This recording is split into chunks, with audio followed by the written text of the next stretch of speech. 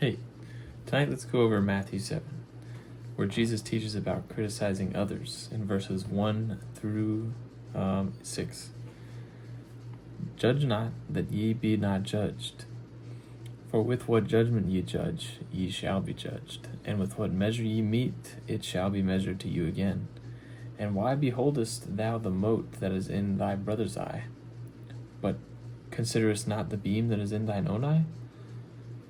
Or how wilt thou say to thy brother, Let me pull out the mote out of thine own eye, and behold, a beam is in thine own eye?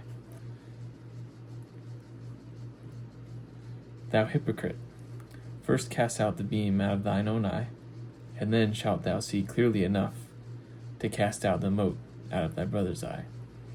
Give not that which is holy unto the dogs, neither cast ye your pearls before swine, lest they trample them under their feet and turn again and rend you. So there's a lot of metaphors here. This has always been a favorite of mine because of the speck and the mote and the beam. So you can't really help anyone to see clearly, especially not if you've got a beam in your eye. And it's funny because if you're focused on the speck that's in their eye while ignoring the beam in your eye, imagine the hypocrisy that God sees when you are acting in this way. And that's why in the commentary it says, Jesus tells us to examine our own motives and conduct instead of judging others. The traits that bother us in others, I love this part, are often the habits we dislike in ourselves. Our unbroken bad habits and behavior patterns are the very ones we most want to change in others. Do you find it easy to magnify others' faults while ignoring your own? If you are ready to criticize someone, check to see if you deserve the same criticism. Judge yourself first, then lovingly forgive and help your neighbor. So self-forgiveness is something I struggle with a lot. And I think this verse is a good thing to return to help kind of revitalize my spirit.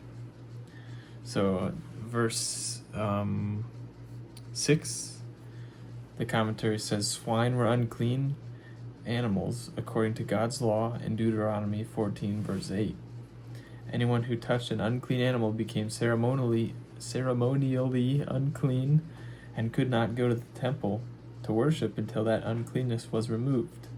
Jesus says that we should not entrust holy teachings to unholy or unclean people.